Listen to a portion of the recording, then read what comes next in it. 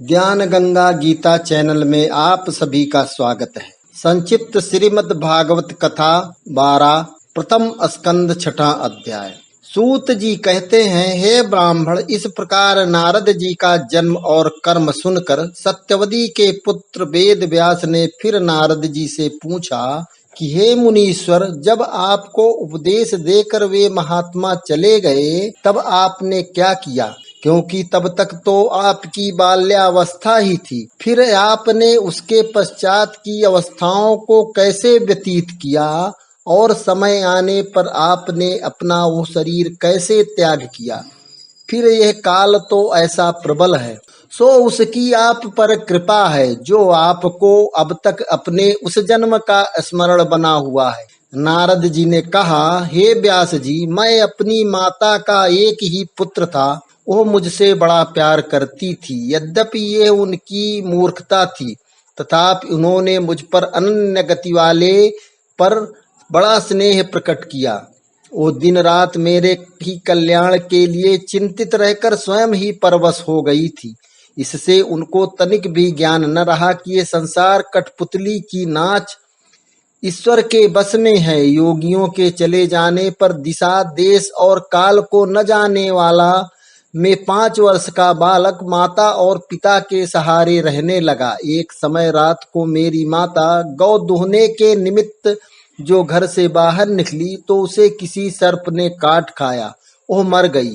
तब चलो यह अच्छा ही हुआ, संस्कार टूटा। ऐसा समझ चिंता रहित होकर मैं उत्तर दिशा की ओर वन को चला गया।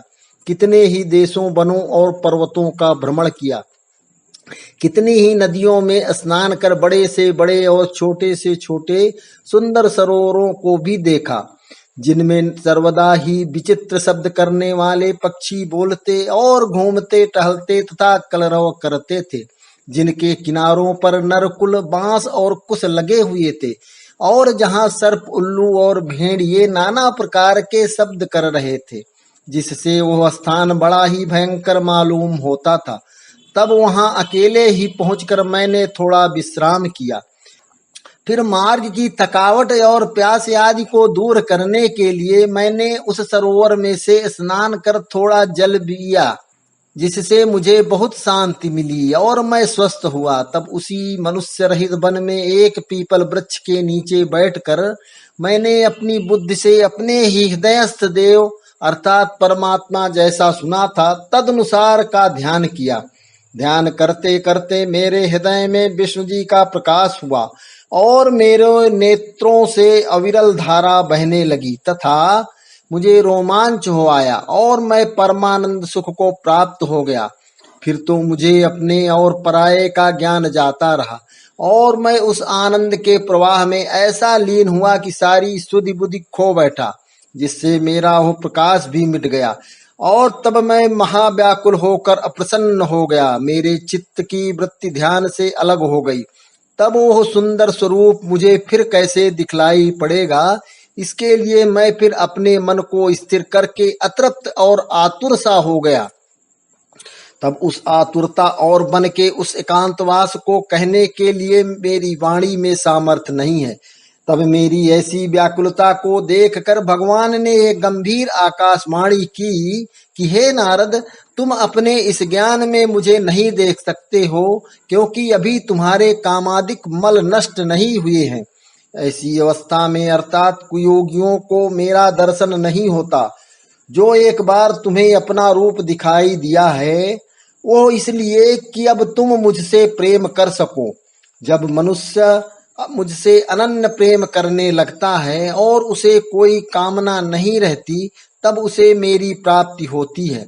इसके लिए तुम्हें चाहिए कि तुम बहुत दिनों तक संत महात्माओं की सेवा कर मुझ में भक्ति प्राप्त करो। ऐसा करने से मुझ में लगी हुई तुम्हारी बुद्धि कभी नष्ट ना होगी और तब मेरी दया से दूसरे कल्प में भी तुम्हें मेरा और अपने इस जन्म का वृतांत स्मरण रहेगा।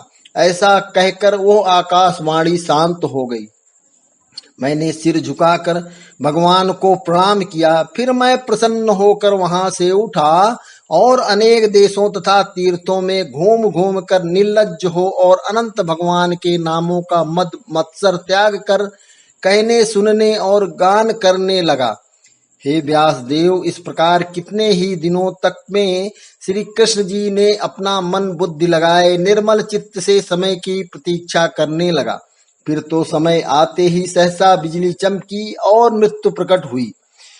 तब पृथ्वी, जल, तेज, वायु और आकाश वाला मेरा ये पंचभूत शरीर नष्ट हो गया और मैं विष्णु जी की कृपा से उनकी श्वास के साथ ही उनके भीतर चला गया। फिर इसके हजारों गुणों के पश्चात भगवान की कृपा से मैं प्राणों से मारीच आदि ऋषियों सहित उत्पन्न हुआ। विष्णु जी की दया से मैं सर्वत्र गमन करने वाला और अखंडित ब्रह्मचर्य व्रतधारी होकर त्रिलोक में भ्रमण करने का अधिकारी हुआ।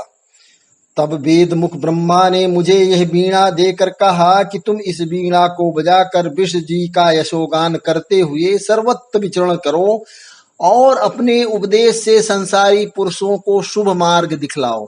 क्योंकि जिस प्रकार काम, क्रोध और लोभ से नष्ट हुआ मन विष्णु जी की सेवा में शांत होता है, वैसा यम आदिक योग के मार्गों से नहीं शांत होता है। हे व्यास जी, आपने जो मेरा पूर्व जन्म और कर्म पूछा था सो मैंने कहा, अब मैं जाता हूँ। इस प्रकार व्यास देव से कहकर वीणा बजाते हुए श्री नारद जी वन की ओर चले गए। वे नारद जी धन्य हैं जो अपनी वीणा द्वारा श्री विष्णु जी का यशोगान करते हुए दुखी संसार को सुख सुखी करते हैं। इस अध्याय में नारद जी व्यास जी को अपने पूर्व जन्म की कथा का तर्पण करते हुए श्री विष्णु जी की महिमा का गान करते हैं। क्रमशः